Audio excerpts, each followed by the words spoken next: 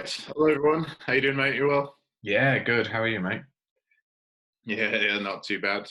So generally, everybody knows what we're going to be chatting about based on the introductory video that I posted. So as we discussed before, we're going to talk a little bit about what we've done with flying, how we've got to where we are, and just have a general relaxed conversation as to what we've done with flying and just highlighting the differences between my story and your story, really. Absolutely, mate. Yeah, sounds good. So I'll ask you a few questions then, just to get the ball rolling. So how did it all start for you? Uh, wow. Okay, so it all started for me a long time ago, and the one thing that's really sort of me is it's always something I wanted to do. Flying from a very young age, it was a very natural interest. You know, I didn't have to be forced into it. It wasn't oh, we might try this route. I've always, for some reason, had an interest in aviation as a whole, but wanted to be a pilot. There's nobody in my immediate family who have any flying experience. The closest thing they do with flying is jumping on an aeroplane to somewhere warmer than England. But they're interested in the concept of it, but they're not. No pilots, no everybody in the industry. So it was quite sort of strange that I've got into it. It must have just been I don't know, having a walk one day and saw an aeroplane. It kicked off from there, but I can't remember where it kicked off as an interest.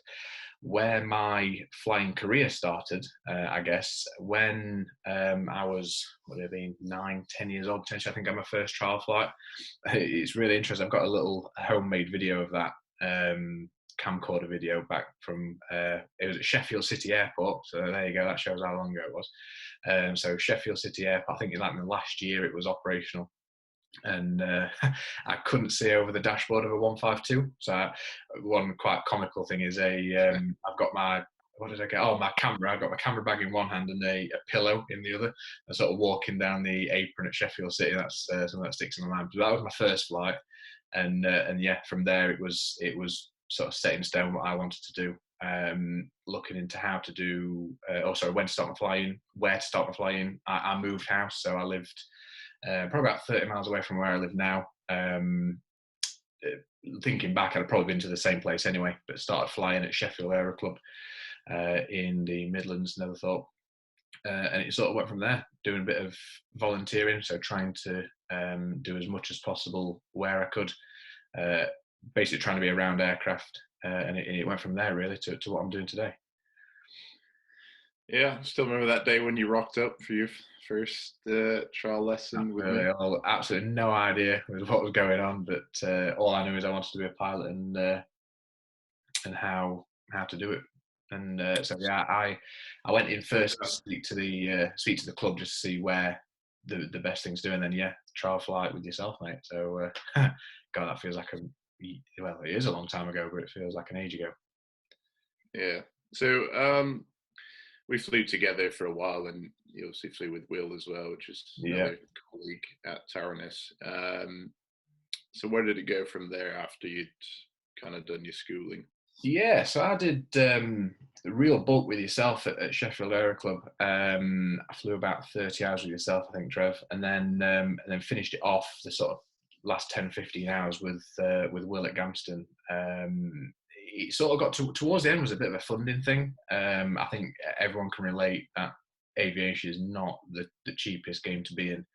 And I sort of start to feel it then. The initial part of people, I mean, I was really lucky. My mum and dad and my grandparents were sort of helping me through it, plus a bit of myself. I mean, I was sort of 15, 16, 17 at the time. But then when I got towards 17, I'd just started my A-levels, or coming to the end of comprehensive, starting the A-levels, and that's when sort of funding become a little bit of an issue. I was working, which helps, and that I got a way up of time and money. Then do I want to crack on and get it done, and be cost aversion, or can I afford to wait another year or two to finish the PPL? Anyway, again, quite lucky with where I was, and they just said, my grandparents just said, get it done, and we'll worry about it afterwards. So that's where we did basically 3 weeks of intense, most days flying, trying to get the cross country out of the way, the final couple of exams. So I got it around my 17th birthday.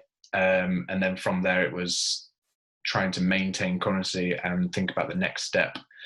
And that's when the whole modular versus integrated argument come up a little bit. And now it was quite a simple one for me because I could not afford, nor could my family afford the integrated route. So it was modular from the get-go, and I just needed to work out what I wanted out of my career. You know, did I want to go into flight instruction? Did I want airlines immediately? And you get on the web and you get on, you know, in the books and see where you can take it. And there's so many routes. And I know a lot of guys who go immediately to airlines, and that's where we're going. But there's so much. I didn't fully. Airlines, and even today, you know, airlines is the end goal. That's where I want to be. But I've soon realised there's a lot more avenues you could have took. I was pretty much forced down one, and I say forced in a. I didn't feel forced down it, but it was the one that I thought was the only way to get hopefully into an airline or anything like that, and it was instructive. So the exams were the first thing. Get the exams out of the way, 14 ATPL exams. That was done. So I was working at the time, as you know, Trev, for an operator flying vintage aircraft.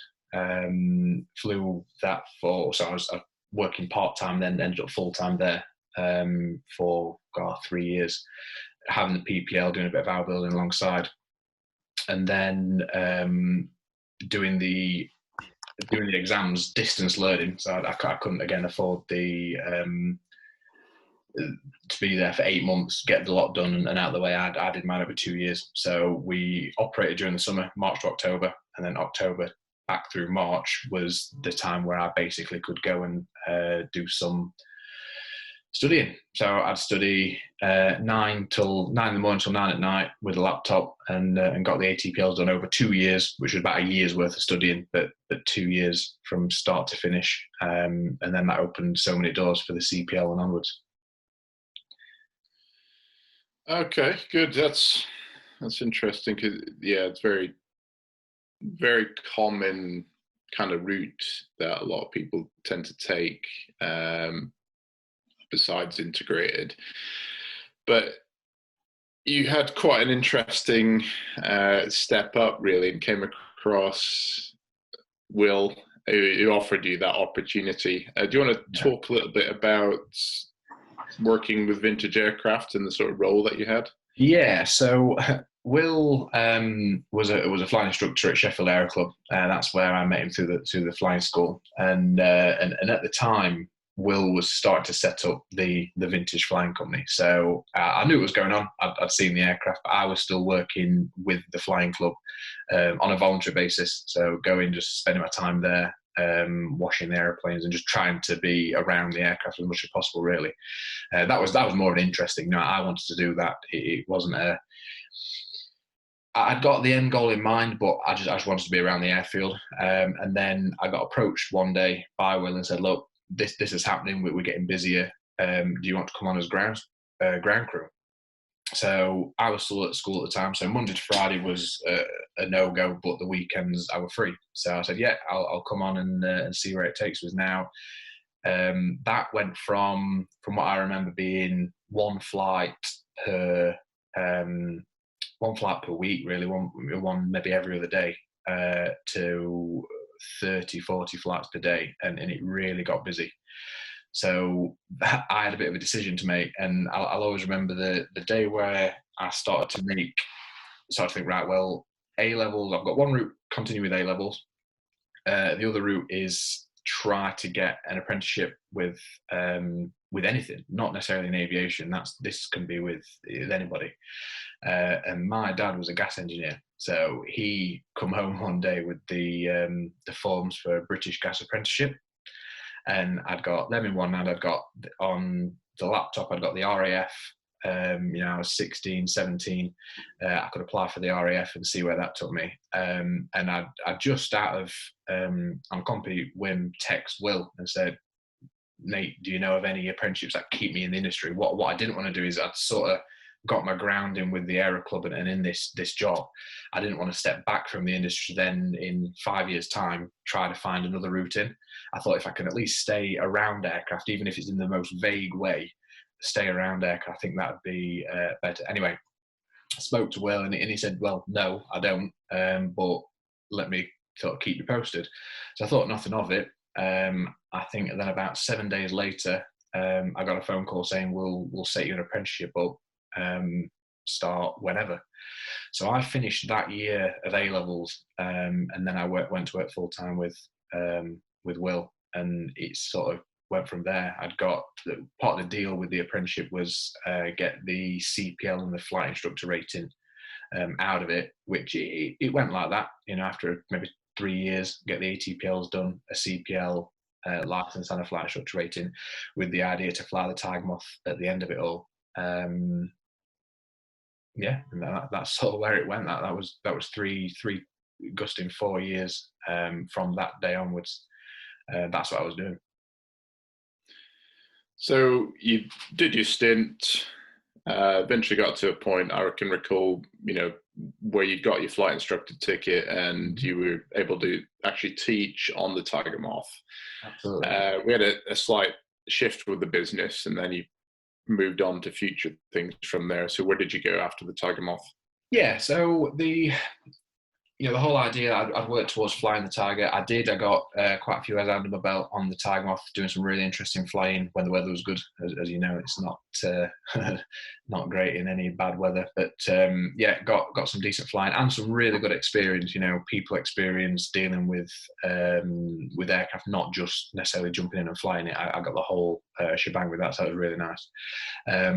Then, like I said, the company shifted, and I had a choice to make again. So where do I take this? I've got the flight instructor rating, which was really handy. So I was at this point CPL and flight instructor rated, looking for jobs. So I moved back. I moved with the company, but I moved back to where I live in the Midlands now, and went to the local flying school, which is Sheffield Aero Club again. So went back in and basically said, do you need any instructors? And I think at the time they were pretty desperate. So I was lucky in the sense that there was an opening at the flying school, and I think I left.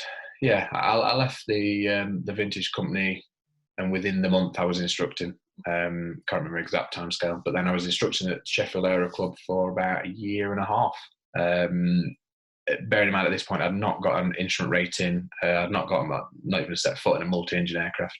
So I was still thinking about the next step whilst instructing. Now, the instructing was so valuable. Not only did it pay my wages, but it was the hours and the experience you get from instructing is so invaluable. It's a lot. You know, during the summer months, you could be doing 6 hours a day.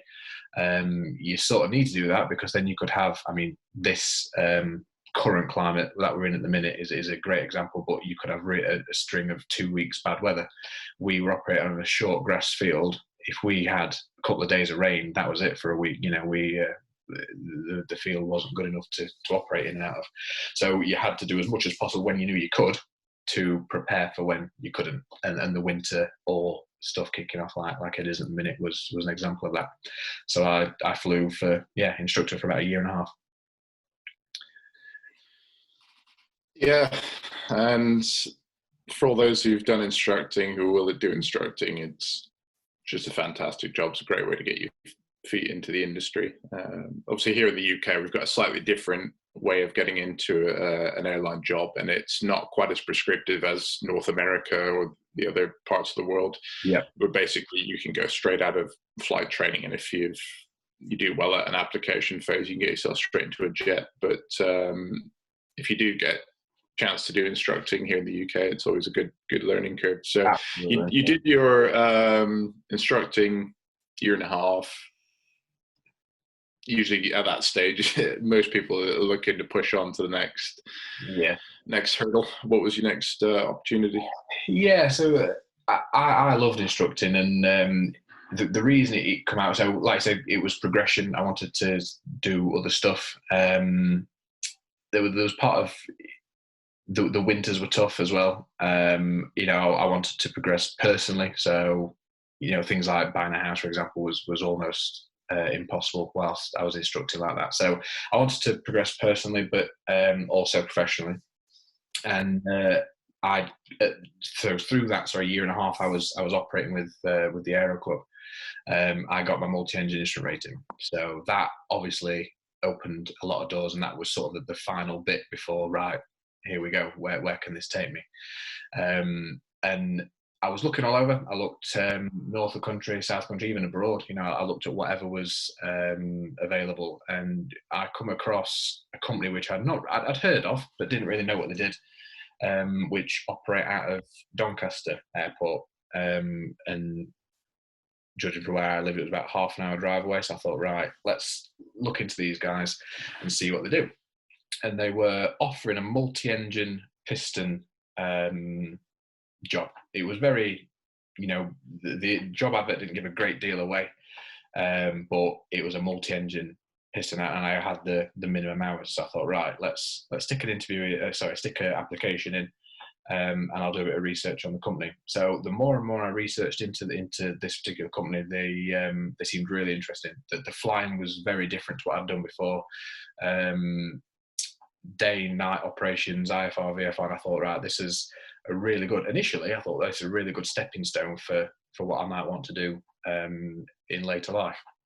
Obviously, I've learned a lot more now about the company since joining them, and I'm certainly not in a rush to get into a scheduled airline as such. These are an airline, they're a registered airline, but they do very different type work. So I joined them in April 18, so April 18, I've just done over 2 years with the company, flying a PA-31 Navajo. So that's what I did. Well, that's what I moved on to, which was, for those who don't know, when it was made by Piper Navajo, it's an 8-seater cabin class aircraft. So imagine a Piston King Air sort of style aircraft. That was used, built in the 1970s. Good. And what sort of jobs were you doing on that? Okay, so the main one is it's basically counter pollution. So the biggest one is an oil spill response contract. Really interesting flying. So covering the North Sea for any oil spill type, or any counter pollution. Doesn't necessarily have to be oil, it can be gas. Anything that isn't meant to be in the North Sea, we can go out and quantify it. So the aircraft are very capable. They've got upgraded kits on board, cameras, and really good tools to be able to quantify it could be a lump of oil, or it could be anything, and we quantify that and then send that report back to the customer, who then decides how they're going to either disperse of it or contain it. You know, that's up to them. That's not our job. Our main job is to basically get an aircraft overhead where they tell us, spend as much time on scene, taking as much video and pictures and quantification of that pollution, and then they deal with it from then on. That's sort of out of our ball game. But very interesting flying. You know, bad weather. The Navajo is not pressurized, so you're stuck to 10,000 feet, which, as most of you may know, that's right in the weather. So you learn very quickly on how to deal with that. No nice G1000 glass cockpit, all analog gauges, and it makes you learn quite quickly. But also fuel management. You know, there's a lot you can learn on the job. The training was great with the company. They led me down the right path, and I was a little bit nervous because, like I said, I did the multi-engine IR and a DA42, like most schools nowadays. But then going on to this big 6-lever, 350 horsepower 8-seater, I thought, wow, this is a different world. It was then, but the training was great, and obviously 2 years later, I've been flying a lot, and they're really enjoyable contracts and aircraft. So what are you flying now within the company? I take it you still work for the same company? Yeah, same company. I have a role shift within. So same company. The company's split into numerous departments. So we do a hell of a lot, ranging from charter right through to what I do, counter pollution. So I've remained with the same department from joining the company, but I've had a couple of role shifts. So the biggest one, which is at the minute, a real career highlight, is moving on to the Boeing 727. So about a year into my employment, there was a job opportunity come up for this. So just to give you a little bit of background, the aircraft I went onto was the spotter. So you've got a spotter and a spray asset. I went onto the spotter, really enjoyable type flying, but you learn a lot about the contract. And the spray asset is the Boeing 727. So in oil spill colours, there's a boom at the back of the aircraft. We've got tanks within the aircraft, and we can basically spray oil dispersant onto oil, and as a result, the oil will break up naturally and disappear. So it protects wildlife, protects beaches, and all sorts of nasty stuff that could come on the back of a major oil spill. So that is something I was around all the time. I worked closely with the crews of that aircraft, and so this job offer come up, and I thought, right, that's pretty interesting. I had no idea whether I'd even get I'd even got the minimum hours at the time. Now I'd just broke 1,000 hours total, all mostly single engine. Sort of a quarter of it was then multi-engine stuff, and they obviously highlighted these minimums. So I met the minimums just, and when I say just, probably within 10 hours of meeting these minimums. So the day it come out, I printed off. I updated my CV first of all, because I've not needed to do that for 12 months or so. Update my CV, and then went to one of the captains who basically is now the head of the department. Well, it's not head of the department; he's head of what we do, the counter pollution stuff. And I said, "Here's a name for your list," sort of thing. It had only been out half an hour. I literally put my updated hours in and printed it off and fired it off to him. Anyway, I didn't hear much for a little while, maybe 4 weeks, whilst they got a few applicants in, and so how did it first go? Oh yeah, I got the interview offer. So I had to interview with the people again. It wasn't well, here you are, mate, here's your promotion. I had to go with, like everybody else, and interview for the job. Now, bear in mind, I'd not ever been anywhere near a jet operationally, so I had no multi-crew course. That's it, obviously no type rating on anything, and I've not really thought much beyond multi-engine piston. So straight away, as soon as I applied for it, I was in the books. A really good book, actually. So 1 minute. A really good book is that one, Handling the Big Jets by D.P. Davies. Awesome. Anyone wanting to get into any flying, in fact, even if you're interested in flying, just get that book. It's awesome. Written by I think he's now retired airline pilot, test pilot, TRE, TRI, you name it, he's done it. Yeah, awesome book. And even if you've got a slight interest in aviation, he speaks very.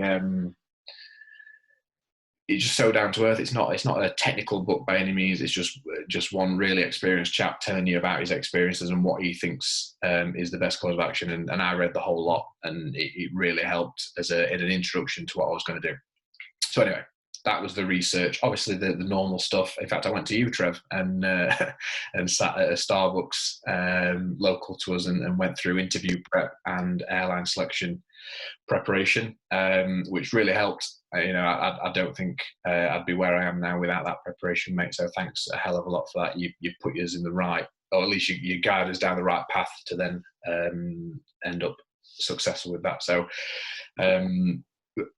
Yeah, not jumping too far ahead, I was successful with the interview, but there was a few little prerequisites that I had to pass. So because I'd not got an MCC job, the first thing was go and get one of them. I couldn't do multi-crew ops without that. So I went to CRM Aviation in White Waltham down south. So I went to their really great school. I couldn't recommend them more. They've got a very good, in fact, I think they've got a new simulator now, but they had a really good simulator at the time. Great instructors, very experienced guys, and I learned a hell of a lot down there. So I went down and did my multi-crew course, and then did a type rating. Now, type ratings for the 727 are not easy. And I don't mean the technical and the job. There's one simulator in the world that you can go to. And luckily for us, it's in Florida. So I went to Florida for just over 3 weeks with 2 guys who joined, so a captain and a flight engineer, who you don't see much of nowadays, a flight engineer, and we all went out knowing nothing about the 727 and come back fully qualified on the jet. So type rating took us 25 days out. In fact, yeah, was it maybe more? But around 25 days out in the States.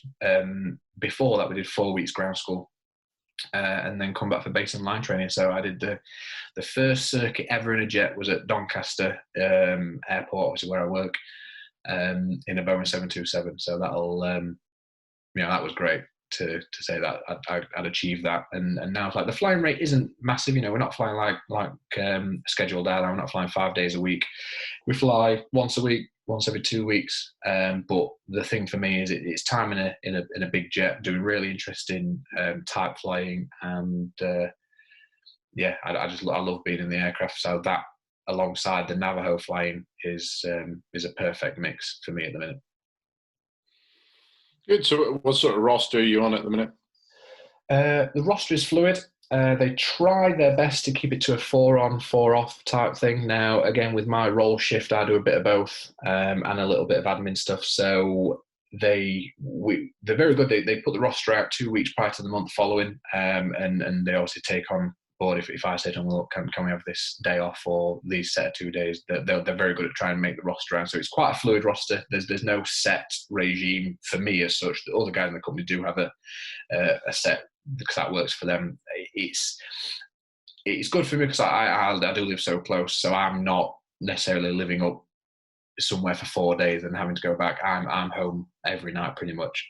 So for me, having a couple of days on, then a couple of days off, or 1 day on and then 2 days off, or even the other way around, it works quite well, because I'm home in half an hour from work. So it's easier, and if I can do that, I think it offers a bit more flexibility for the other guys to have a strict 4-on, 4-off.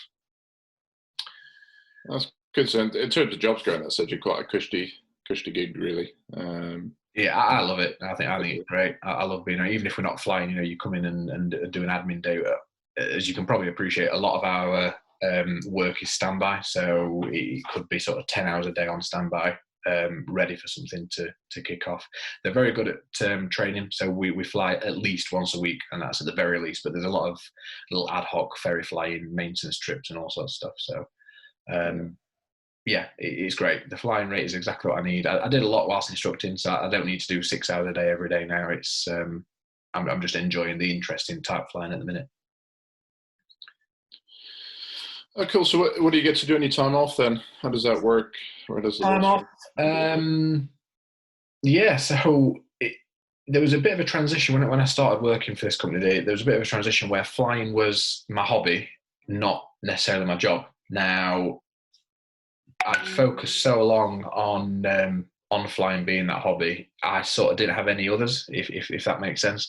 So since more recently, I get out and about just like everyone else, but mountain biking has become a bit of a hobby. I'll be doing it this afternoon, actually, because the weather's so good, so I'll go and do that some later. But mountain biking, and more recently, myself and my partner are expecting a baby in September, so that's taken up a lot of the time. So that, plus a little bit of mountain biking when I get the opportunity, is pretty much taking up my time, and work, admin stuff, a lot of stuff we can do from home, so that as well. But the hobbies are this is a hobby, and mountain biking and building flat pack IKEA furniture, as it seems at the minute. How old are you? 24 at the minute. 24 in March. 24 March just gone. So yeah. So knowing what you know now and how your career has gone to this date, would you have changed anything? Ooh, that's a great question. Knowing what I know today, no. If you asked me that a couple of years ago when I was in the middle of everything, I would have loved to do a residential ATPL course. That I think being surrounded by guys who were in the same boat doing the same exams would have helped. It took me 2 years, but within that 2 years, and this is what I try and tell people who ask for any advice now, within that 2 years, I did all sorts of flying. So I flew a PA-38, I always get them mixed up now, PA-38 Tomahawk, all over the country, took it as far north as the Scottish Hebrides and down as south as sort of Shoreham, the south coast. Never took it abroad. That's something I'd change. I'd fly a single engine abroad, I think, during my hour building. I'd definitely do that. But yeah, in the time, anyone going through ATPLs, if you are, put a comment in, let us know how you're getting on. But anybody going through ATPLs now will understand it's not parts were enjoyable. Parts of it were really good, learning a hell of a lot, but there's so much to take in and there's a lot of pressure. So yeah, if you ask me, would I change anything? Probably gone on a residential course. Ask me now, no. I think I've really enjoyed my transition, and I think it was you who told me, Trev, enjoy the journey because it's soon over. It feels like a million miles away, and you've got years to go, but enjoy the journey from start to finish, and it won't feel like a chore. And I think I took that on board, and I did majority of it. Tests and things that then no one ever likes tests. If you enjoy tests, you're mad. But I think that one of the biggest tips I took from yourself, mate, was enjoy the journey and enjoy your hour building, because you only get to hour build once. The second it becomes a job, you're not really hour build anymore. You're working. So enjoy that. Enjoy the freedom of nipping into a little local airfield and going for a $100 hamburger and then flying home for the evening sort of thing. Enjoy the multi-engine course. It's hard, there's no doubt it is hard, but try and enjoy it the best you can. As far as the way I did the modular stuff, integrated stuff, it's expensive. Whether I change it, I don't have experience in the other side, so I don't know whether I would change it or not. But all I can really say is I enjoyed my journey, so I don't think I would. I think I'd replay it all over again to get to where I am today. Definitely. Yeah, no, that's good. It's good to know. So, as you've just sort of heard, Trev, you were in it sort of before I was. You were my flying instructor. So, obviously I know, but let's tell the guys, how did you get into flying? Yours was a very interesting sort of route in and what you were doing before. So where did flying start for you, mate? Well, like a lot of pilots, like yourself, I wanted to do it from an early age. I think I was about 7 when I told my mum that I wanted to fly for a living. I grew up on the west coast of Canada, and my dad very much put aviation into me. My family hasn't got a history of flying aircraft. My granddad was an engineer in the Air Force, Royal Air Force, and so there's a little bit of a connection. Worked out of RAF Finningley at the time. They emigrated to Canada. My dad grew up, and my dad started flying, wanted to become a commercial pilot, but he was colorblind. So he couldn't progress with that, but he always had an interest in aviation. And I remember when he'd purchased one of the first Microsoft flight simulators and stuck it on our computer, which was very basic. And I used to play that quite a bit, but little did I know that it was actually programming and my interest for it. Yeah. So from there, we used to pop to Vancouver Airport quite a bit and see the airplanes coming in and continue playing. And then at some point, it's coming up to about 12, my parents decided that they fancied a change. So they moved back to the UK and we settled around South Yorkshire. And we ended up moving and living next to what is now the Doncaster Sheffield Airport. So I went through A-levels and I kind of deviated away from the whole pilot thing. I think deep down I knew I was probably going to do it at some point, but I had other interests. I was a serious basketball player, serious football player. I was good enough to tinker with the idea potentially maybe doing those as a career, but in the background I sort of knew that flying was where I was going to end up settling back to. And as I came up to sixth form, which was about age 16, 17, I started to get serious about it. And I actually took my first proper flying lesson when I was 15. up at Sandtoft. Yeah. So that was an offshoot of the same outfit that had operated at Sheffield City Airport. And did the first flight, came back. The instructor said I did a good job. Had lots of experience on Flight Simulator because I'd continued playing, the newer upgraded versions from there. And I literally flew the whole lesson from takeoff all the way through to doing the approach, and the instructor took it over at about 20 feet, and then that's pretty much it. But I'd actually had really bad motion sickness after that flight, and just because the instructor was chucking it around, and we're doing a lot of stalling and all sorts on the trial lesson. So that was quite a good taster into it, and I knew that I wanted to do it. So I'd continued doing a few lessons, but I wasn't sure which route I was going to do just because I didn't really know much about it. So I went to sixth form. I did the generic kind of mix of subjects to do A-levels. For any North American listeners out there, it's basically the equivalent of junior college. And I was never going to go to university because it was going to be a case of fly or be a chef, which I was doing alongside my sixth form work. Because my mum was a chef. She taught me the basics of cooking. And from there, going through A-levels and into the first few years of working life, I worked as a chef, first 3 years doing savory and then moving into pastry. So I ended up 3 years finishing doing pastry and specializing in bread, desserts, and all those things like sweets. And that was my primary way of paying for flying.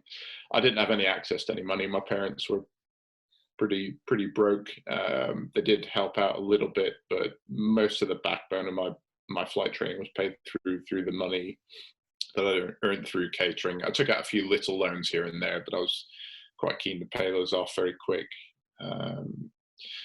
So yeah, I basically saved up the money and thought, right, for the PPL, I want to do it interesting, so an interesting course. So I just literally upped and spent, ended up being just under 6 weeks in Florida. Yep. So paid for what was supposed to be an intensive course. On paper, they promised that you're going to be in and out in 3 weeks, but it's a load of shit, to put it politely. You rock up there, and normally they actually tell you to get the ground school exams done back at home before you come out to do the course, which will give you, or make it easier for them to get you through in the 3 weeks that they promised. Yeah. Well, I didn't. I just literally revised generally for everything, and I did the whole lot. We had a bit of a window where it was hurricane season, was coming in, so the weather was a bit ropey for 2 weeks. But in about 6 weeks, I managed to get it all done. And it was great fun. Did all the usual stuff that people do flying in Florida, take an aircraft down to Key West, do plenty of cross-country flying, and just get up to trouble in and around flight training. Yeah. So did those bits and pieces, and came back and felt really motivated about doing it. First week or two, I was really high, and got back to school, and got back to work. I was out of school at that point, and then obviously you settle back into your routine. And then, as you mentioned about the ATPLs, they are the written exams that we have to do. It's 14 subjects, and you basically can do it distance learning or go to a school. So I locked in and did the distance learning because I was incredibly short on cash. I was very tight, very savvy, and I thought, right, I'm just going to motivate myself to study. So I was working at quite a high up restaurant, kind of very high end, down south, and I needed to get into a much more stable platform to work from. So I went to local hotel, which is not too far from where I live now, and I lived there, got free accommodation, free food, and my outgoings per week were about, I think, £11, £12. I didn't have a car at the time, so I literally took all the books, which at the time I think it was about £1,400, and studied from home.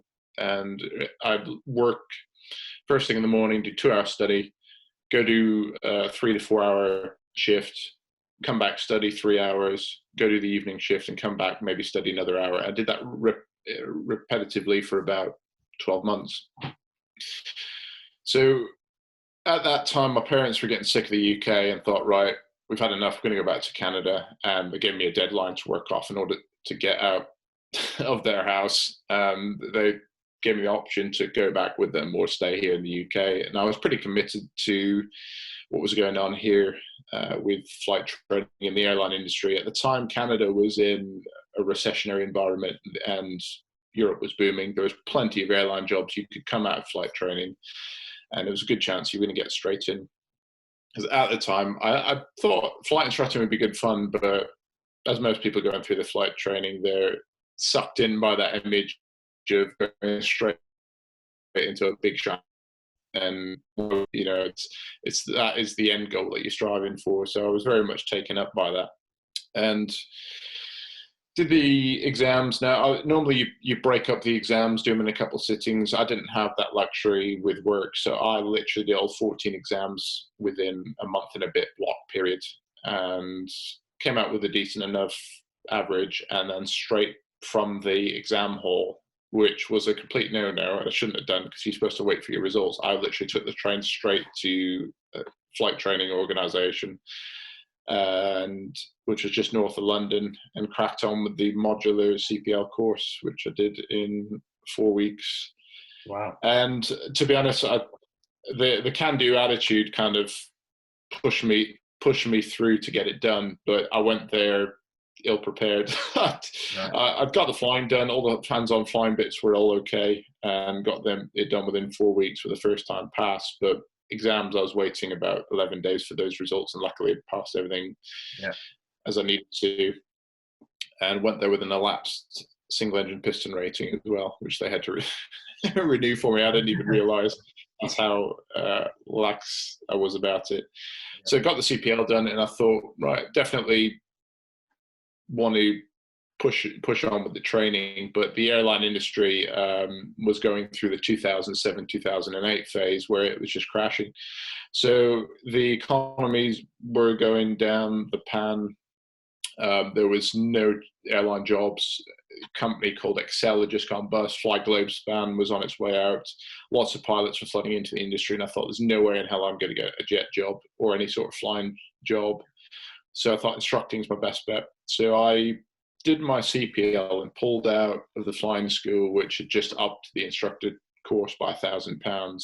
I think knowing full well that a lot of people were going to do this course, which I was a bit upset about. So I took my money out, went back to work, and then looked at doing my flight instructor course part-time at Galveston Airport, which is where Taranis is based, or our flying school is based. So the chap was there was flying the corporate jets there, but on his days off, we're doing the flight instructor course. So I did on my days off, you know, do 5 days of cooking, and then my 2 days off, I'd go and do the instructor lesson. And it was great. It was 4 or 5 months, nice steady pace, and it gave me something to look forward to on my days off.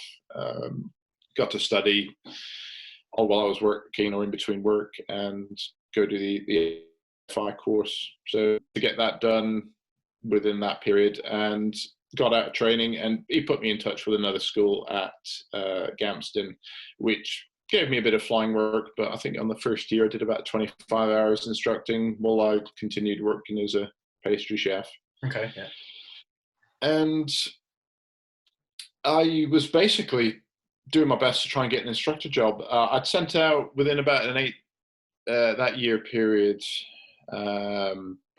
about 80 CVs, resumes out to various flying schools.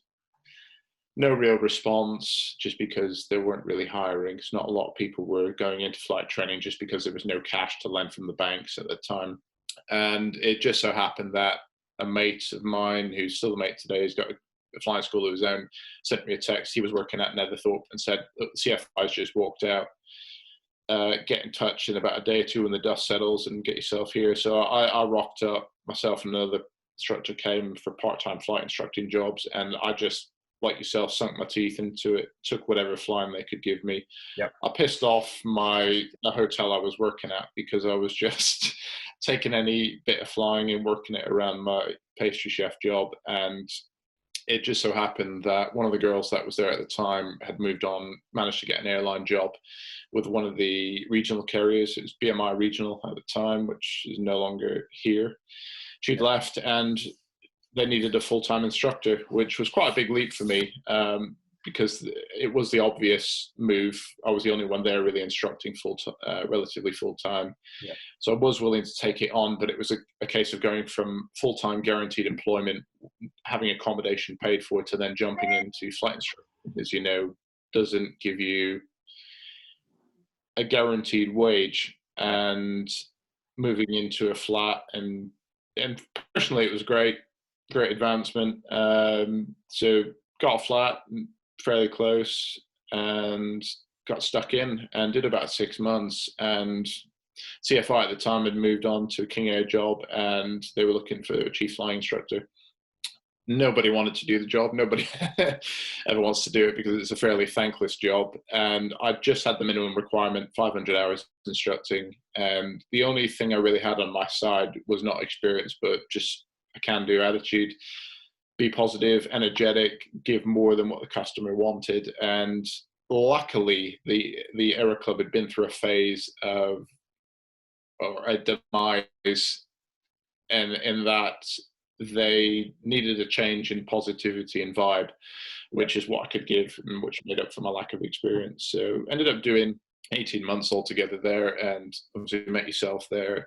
Will came on board, and we just didn't do anything revolutionary. All we did was fly the aircraft as best we could, fly hard, get people motivated to learn to fly, and managed to increase the membership on the flying side by about 33%, and the turnover of the club as well. And the club was making money again, and went through that. And like yourself, I was quite keen to move on. So I didn't want to leave for any job because I was earning quite comfortably as a CFI. You got a retainer plus flight pay, and I was flying my ass off and keen to build my hours up. Yeah. And from that, sent out about another 280 letters and CVs to various airlines. And I had a few job offers flying corporate jets, which didn't materialize. There was a company based out in the Caribbean that was going to take me on flying, similar to yourself. It was Navajos at the time. Yeah. And they spent about six months waiting for their approvals, and that never came through. But literally in the space of 2 weeks, 3 weeks, I'd had an interview for assessment with Ryanair, a job offer with Eastern, and a job offer which was with CTC, Aviation Training at the time. Now CTC are currently, I've gone through quite an evolution since I was there. They're obviously L3 now.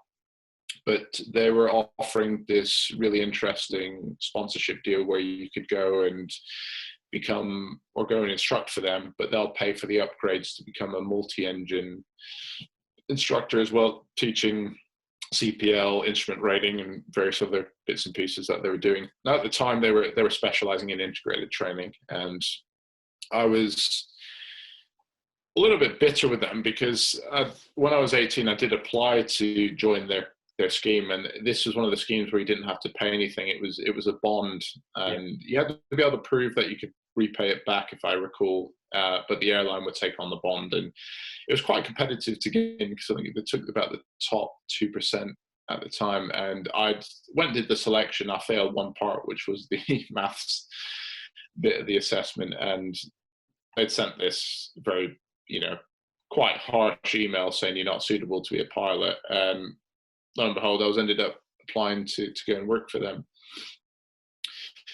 So I applied for this program, had to go and do a 3-day selection, which was the same selection that I went through. And I managed to get food poisoning on the night before, eating at one of the hotels locally. And I met one of my good pals there at the interview, and I did not care about the outcome of that interview at all. I was just wanted to go home. I was spewing up every hour between each breaks. I hadn't had anything to eat. I was dehydrated, and I thought, there's no way in hell I'm going to pass this. And somehow that relaxed, careless attitude just transmitted through me, passing everything. They pulled me into the room with my mate and said, well done, you guys. You passed everything. We're going to offer you the employment, the upgrade with the carrot of the jet job. offer at the end of doing a 2-year stint with the company. So we looked at each other completely stunned because we both thought we'd failed it. And went away. We had to go down to Bournemouth to do a proper lesson with the chief flying instructor at the time, which ended up being our boss for the 3-year period that we ended up staying. And it went into that thinking I knew quite a lot about instructing and teaching, but then got completely torn to shreds in a good way and realized, there's a lot to learn there. So we ended up starting there and went through about a 3 to 4 month standardization process where they upgraded you to teach on the DA42 Twin Star, teaching instrument rating stuff for integrated cadets. It was basically the finishing phase after they did the training in New Zealand. And it was a huge step up. You had to eat a lot of humble pie, realized you didn't actually know as much as you thought you did, and had a fantastic, ended up being just under 3 years there, and thoroughly enjoyed it. And they put us in a position where we could do the cooperation course and sat in a whole pool and then waited for the start date, which was EasyJet. Brilliant. So that's a completely different route, but sort of, equally as it's not a matter of necessarily sign up and you're zero to airlines. There was a lot you had to go through, mate, and a really interesting way of sort of getting to that point. So so just to summarise, then you left the chefing job, you went into instructing, you started with CTC with this nice dangler carrot at the end that EasyJet was coming up, and where did you go from there? So you've done your 2 years, you've taught a lot of commercial pilots in your time, and there, where did it go from there? So I went into type rating on the Airbus A320. EasyJet operate at the time A320-319, and it was great. I got to do the type rating with a close mate of mine, and we had such a good laugh during the course. It was very intense, obviously taking on quite a bit, and doing the sim stuff, which is very, very intense. You're going through it with pretty much with your hair on fire the whole time, and obviously very similar to your 727 stuff. And we got the type rating done, and we were basically handed over to EasyJet. And with it being our first type rating, we had to do base training. So we went as a group of us out of Gatwick, took a 319 down to just south of Paris. I always forget the name of the airfield. So we did the first day of circuits there. I wasn't on that. We were on the aircraft, but I didn't end up doing my circuits there. And then from there, we flew up to Liverpool. And it just so happened that we'd have a night in Liverpool, and the next day the weather was going to be suitable to do the circuits at Doncaster. So I'd obviously grown up at the end of the runway there, instructed at Sheffield Air Club, which is to the southwest of Donny. And it was going to be do your circuits at Doncaster, which was quite a big thing for me, because I went to school near the airport and was clinging onto the fence when Thompson did their first few flights out of Doncaster, thinking, one day. Yeah. And there we go. I'm hopping in an Airbus doing the circuits there. So it was very surreal, very light jet, very little fuel, very little weight inside of it. It just takes off like a rocket. It's a 319 as well, so the climb rate was incredible. And we did a right-hand circuit, and that took us within view of Netherthorpe. And it was very, very surreal. It was kind of like a case of, I'm finally here, got to what I wanted to achieve and do. So we did the base training, a little bit of downtime, and then I went on to do my line training out of Luton, which was my base. So I chose Luton, and in hindsight, I probably wouldn't have chose that as a base. Living wise, it was very expensive down there. Like I'm used to living in the north. I had a house, girlfriend as well, so we were all pretty settled up here. And I was living away, and I had a lot of personal stuff going on. And after I'd done my line training, I basically had to come away from airline flying. I ended up stepping away from EasyJet, having a bit of a wake-up call as to what I wanted to do with my flying career. It wasn't that it wasn't suitable, and it wasn't a good job, but I just had this idea that airline flying was going to be the be-all, end-all. I'd be a commercial airline pilot, tick the box, happy days, which did not end up being the case for me. I had to come away from it to then look at what I had in front of me to then rejig how I was going to work my career out. So I came back home, and you guys were thriving in the Tiger Moth down near Ashbourne, and I thought, yeah, I want a piece of that. So I'd flown the Tiger Moth at Netherthorpe, so I was experienced enough with it. So I went and did a checkout with Will, came down as a full-time instructor, and had probably the most fun that we've ever had fly for just under a year down at Ashbourne. And it was such a fun job. You know, weather was very frustrating, and you obviously went through your headaches managing the business, but it was great. Flying vintage aircraft around the Peak District, and it gave me a chance just to take a shot or a snapshot as to what was important to me in my flying career. And I soon realized that I did enjoy airline flying, but it was going to be on my terms, or roughly within my terms, allowing me to do the instructing and teaching alongside it, because that is one of my passions. It's what I love doing. And Monarch at the time were operating, so they'd had a advert come out for pilots with Airbus qualifications. The problem I had was I had very low experience on the jet, and luckily I had a recommendation from somebody at Monarch at the time to help me in. So I did an interview for them, passed the selection, and unfortunately they went through their first of many wobbles. So I was waiting for about 4 or 5 months. In the meantime, still instructing on the Tiger Moth, but doing a little bit of multi-engine CPL-IR instructing back then at DNC. During that time, they were running the modular courses as well as the integrated. I was doing a lot of modular training, which was good fun. It was really interesting, and got to meet and fly with a wide spread of people, and ended up with a start date with Monarch, which ended up being about 2 months away from the date when they'd given the offer, out of Manchester. And it just so happened that I was also chipping away at Thomas Cook at the time, another company that's no longer with us.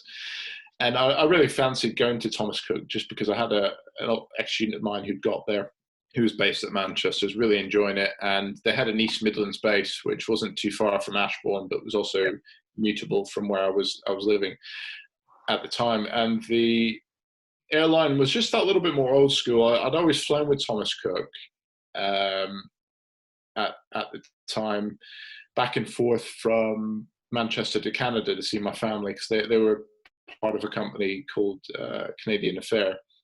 Yeah. And I just liked the feel of the company. The crew were always really nice. I used to go and speak to the pilots.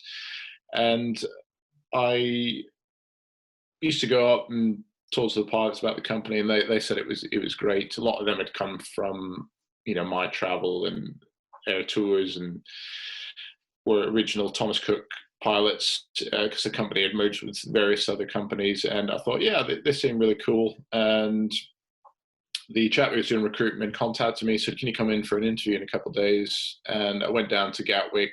It was a quick chat, very old school, just check that you're not a dick, to put it politely. And got on really well. And they just said, right, you just need to ace the sim. So I hired out a 320 sim the day before, and I went in there and I flew one of the best sim sessions I could have done. And the chap who's doing a really nice old school training captain said, yeah, I can't tell you how you've done, but just winked at me. And sort of gave it away that I passed. So I came away, and they were casually chatting to me about, start dates, and I hadn't even offered me the job properly, confirmed that I'd got the job offer, and they literally said, come join us in a couple of weeks, we'll get your airside pass sorted. Wow. Was in just after Christmas. So like a lot of the charter companies, they tend not to do a lot of flying in the winter, so it was a very slow start. And from that, I could start flying, and the flying was excellent. It wasn't too full on. It was a couple of days a week, and it allows me to continue instructing flying the Tiger, continuing with CTC at the time, and then developing my career from there. So I went on doing 18 months at East Midlands. They'd closed that as a pilot base and moved over to Manchester. They stuck me on the A330 straight away. So I went on to mixed fleet flying, but due to the insurance restrictions, initially they'd have you just doing long haul only. So I did about a year of long haul flying all over the place, Caribbean, a lot of America, West Coast, Florida, a little bit of East Coast, and out to India and South Africa in the winter. And with a little bit of 321 flying peppered in, down to the Canary Islands, Turkey, Greece. And I'll tell you what, it was such a shame that the job went. It was the best flying job going. Met some fantastic people, and obviously all good things come to an end eventually. And Thomas Cook folded before all this current stuff that we're dealing with kicked off, which turned out to be a blessing, because I managed to get out of that and get locked into what I wanted to do again. I wasn't applying to every job that was in front of me, but I picked a few selected a few jobs I wanted to do, and then luckily ended up getting in with Jet2 on the Airbus based out of Manchester. So I've not, obviously things with the industry have gone to a bit of a standstill at the minute. So I've still got a job, not doing any flying at the moment, but fortunately got a flying school at Gamston, which is Taranis Aviation, and working on that on the side. And again, luckily with this job, I can live where I want. It's got a nice blend of instructing as well as airline flying, and from that I've been able to develop as a pilot. Currently, I've just done my multi-crew course instructor certificates last year. I did that, and doing part-time work for a company based down near Bristol. So I do a few bits and pieces for them, which is great fun on the 737 MAX simulator. Wow. And just about to go and get my upset prevention recovery training qualification ticket down at Peterborough. So I've done the ground school for that, and once we can fly again, I can get that ticket all signed off. So yeah, keeping it busy and keeping it going. Brilliant.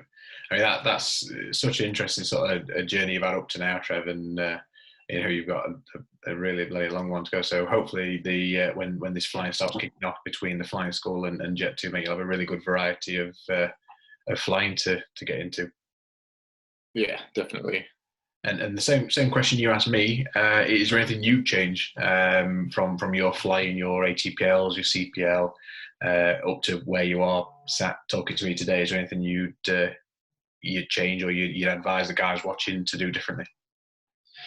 To be honest, I was very, at the time I was early 20s, like I'm 33 now, early 20s going through my training. I was very savvy to get stuff done. The one thing I always had was a can-do attitude. So no matter what, I do things as cheap as possible with very little research, and I'd just go in guns blazing. And you know what, knowing what I know now, I learned a lot of lessons from that, and I wouldn't have changed it. But I'd probably say just take a little bit more time to find out reputations of places before you dive in. Because though I was very lucky, I'd got a couple of good schools. I also did my first MCC at a very, to put it politely, shit place, and the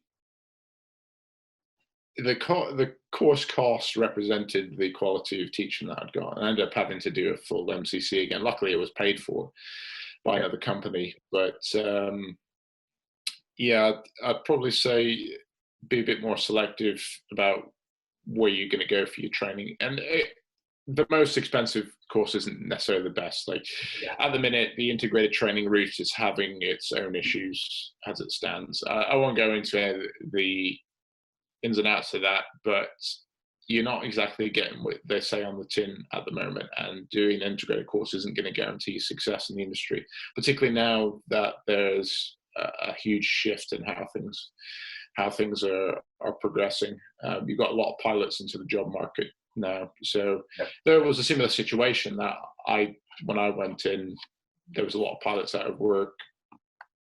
Just be a bit more measured about where you're going to go for your flight training. But in terms of the actual flying, like at the time, I would have killed to have got into a jet straight away. Well, not necessarily killed, but pushed hard to get into a jet straight away.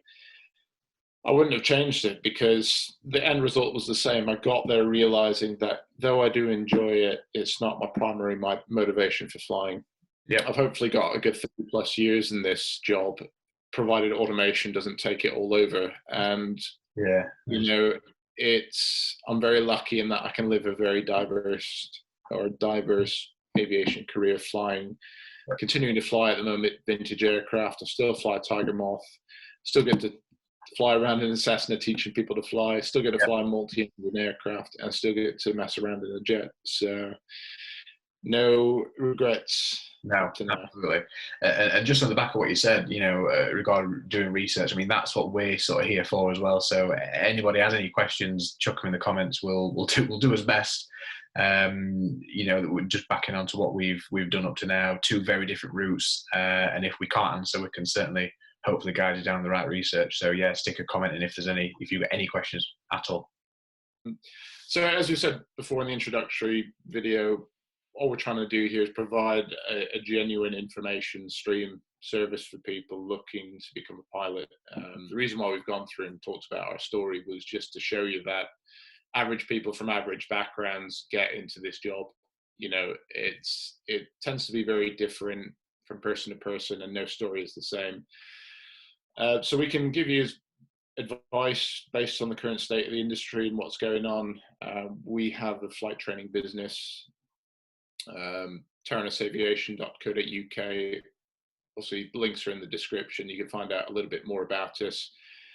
We do various things from flight training to offering ground school, a lot of online-based ground school services, as well as future videos that are going to come up talking about various subjects. So if you've got any ideas or any things you want us to discuss or dive into, please contact us and we'll look at streaming the content that way.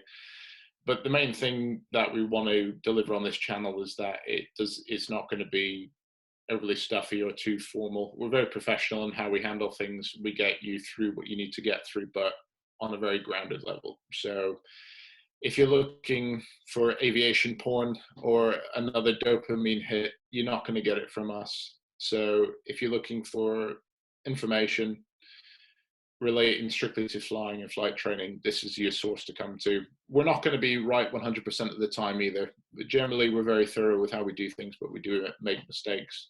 But it's very much a collaborative project. So by all means, check us out.